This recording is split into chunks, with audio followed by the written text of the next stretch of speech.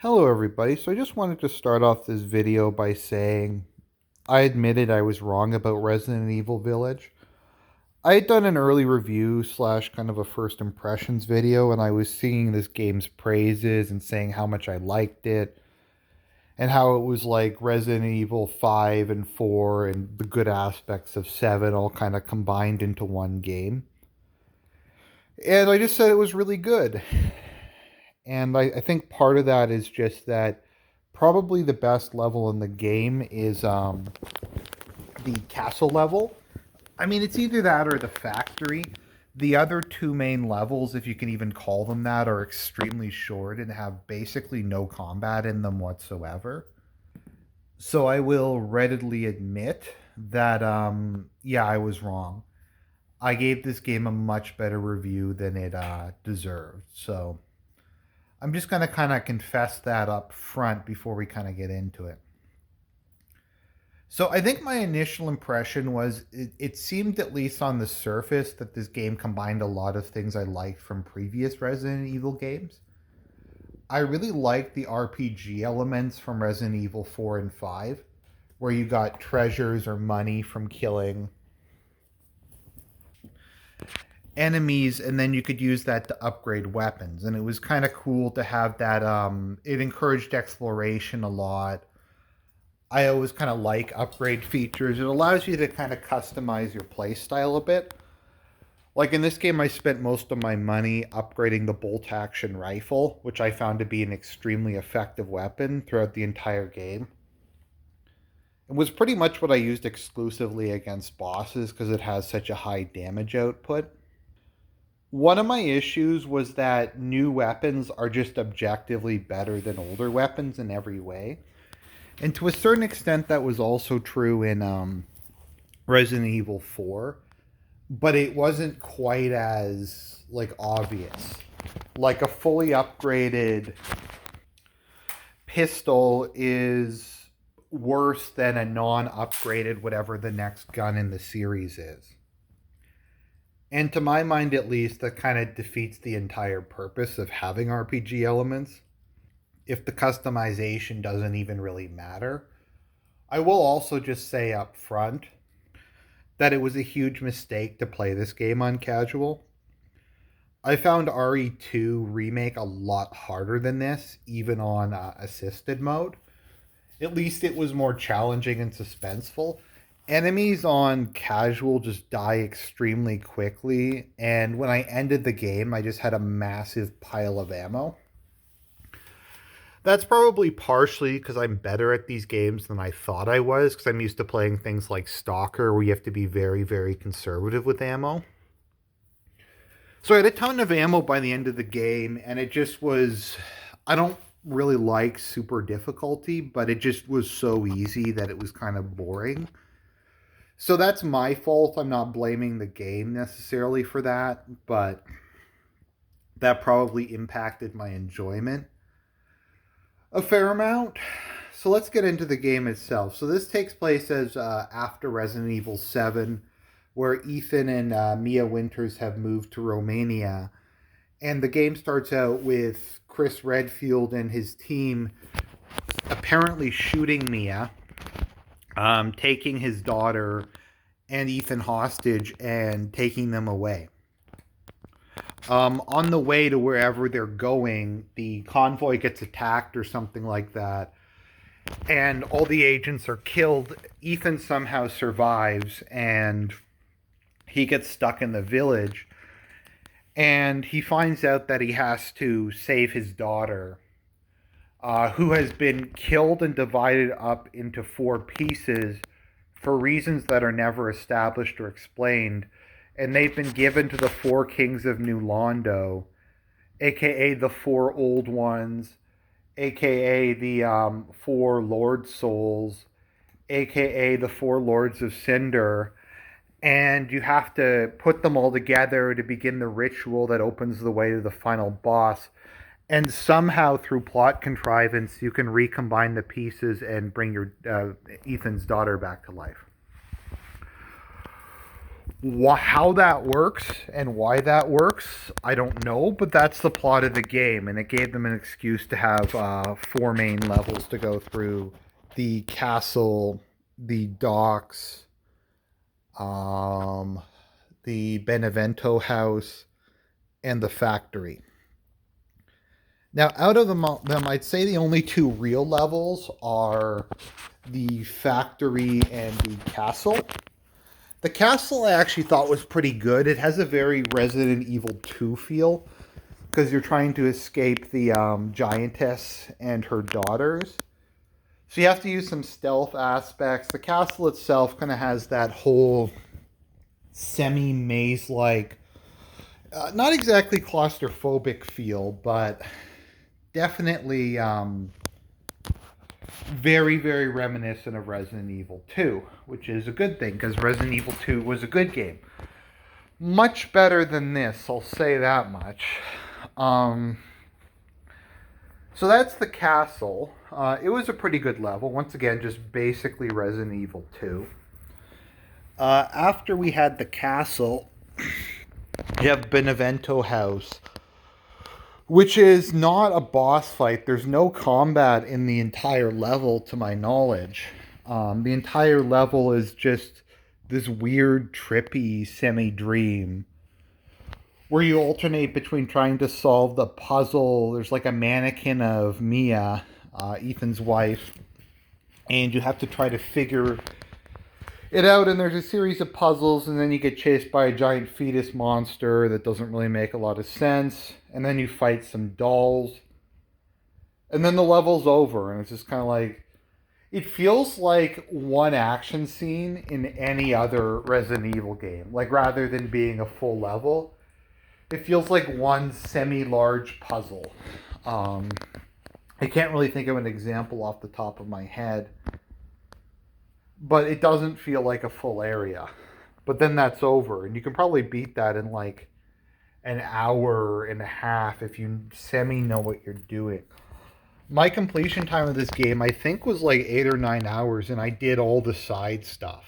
Now, part of that is because I was playing this on easy mode, which I probably shouldn't have been.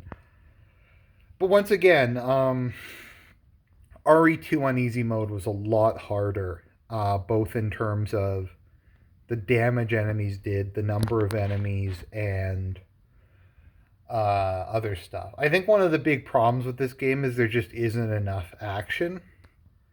And when there is, particularly during the factory level, they just throw as much at the screen as they can to try to give you something to do.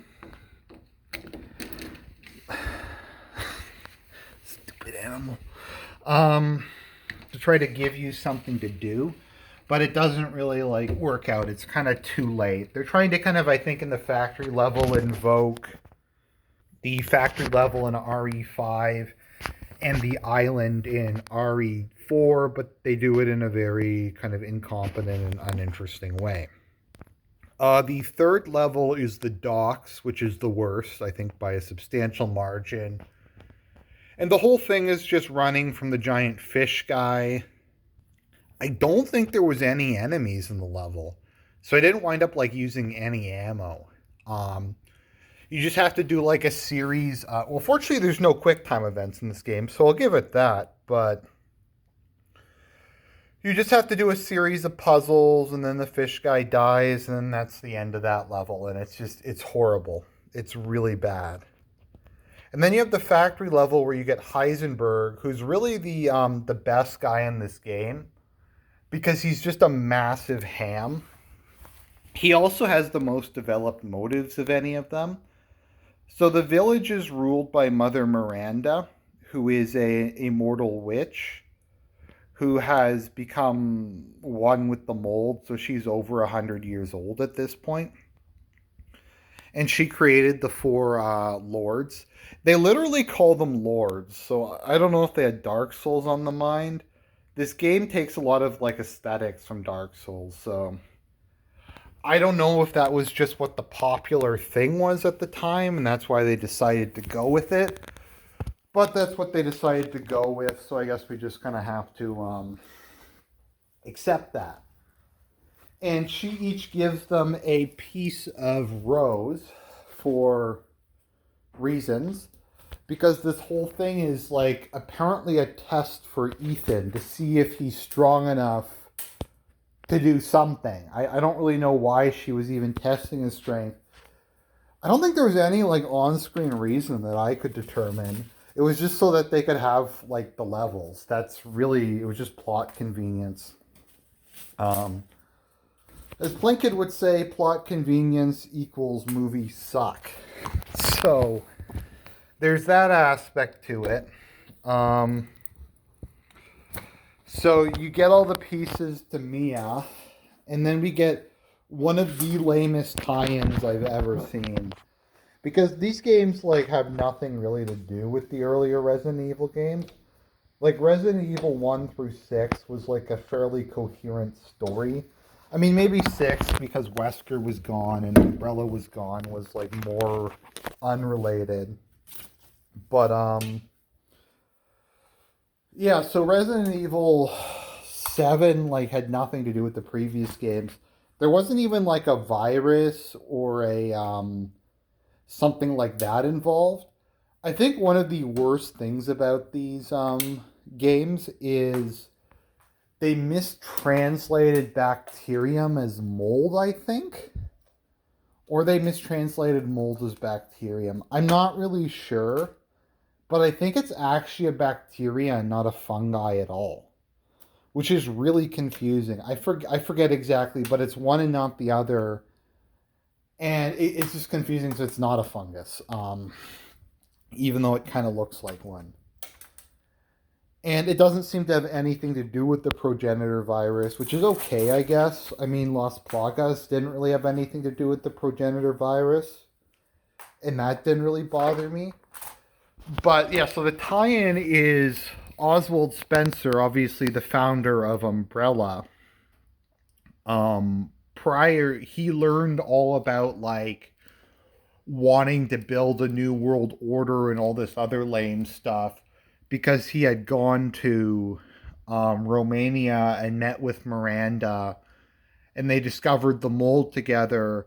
But he determined the mold wasn't like didn't infect people fast enough to be able to change humanity in the way that Albert Wesker would ultimately try to. Raine always is in like a bitey mood when I do these videos. She isn't really normally, I swear. But yeah, so it turns out that the like umbrella logo, which I always thought was just the Spencer family crest, because it looks like the Spencer family crest, and that kind of they kind of modified the Spencer family crest to make it look like an umbrella because the name of the company. But apparently it was some like random symbol they found in a cave in Romania or something, and that was the like significance of it. It's just a really lame and lazy tie-in. Maybe people complained that 7 had nothing to do with the previous games. Like 6 introduced the family and then they were never mentioned again. We have, I think they're called the Connections or something. We have like some new evil organization that's even less developed than the family. I admit, I kind of just at this point want them to bring Wesker back, or another of the Wesker children, or like something. Like, I'm tired of them introducing like this fucking boring new characters like Ethan. Mia's insufferable. Just bring back someone from a previous game. I guess there's Chris Redfield. That's another one of the highlights of the game is there's a level where you play as Chris. Because Chris is like a commando who has decades of experience, he gets like all the good guns. He has like an actual assault rifle and like a heavy pistol. And he just blows through everything in his path. And the game's extremely generous with ammo during that part. And that was kind of cool. But I feel like the game at that point realized how deeply flawed it was, and they were just trying to buy your enjoyment of the game and be like, look, it's you get to play as Chris, and Chris is a badass. Like our game, enjoy our game. And like one of the big issues is it's just very short. And there's nothing wrong with not making a game too long, but it just, I don't know, because I don't know if it really felt phoned in, because there's a lot of good environment design. Like Benevento House and the waterfall surrounding it was really cool. The main lobby of the factory was pretty cool. Just some of the other areas were pretty cool. The castle was neat, but it doesn't feel like it was phoned in. It feels like maybe development was rushed and they just cut a whole bunch of content. I think it more feels like they cut content or cut corners than they phoned it in. Like the parts they made, I think were pretty professional. It just feels like they lifted them hurriedly from other games and didn't really put much thought into them. So once again, it's not like it's terrible. It's just very watered down. They didn't really put much thought into any aspect of it other than maybe the art design and some of the character models. And it's just kind of lazy. So I would recommend don't buy this game, at least for now. Maybe if it's like $30 on a Steam sale, it would be pretty good for that. For a full like $80 Canadian game, I would definitely not recommend this. I'm sure they're going to sell you a whole bunch of extra content. So my advice would be, if you want a Resident Evil fix, get Resident Evil 4 Remastered or Resident Evil 5 or Resident Evil 2 Remake. I haven't played Resident Evil 3 Remake, but I'm sure it's a lot better than this nonsense. So I'm going to have to give this game like a 5 out of 10.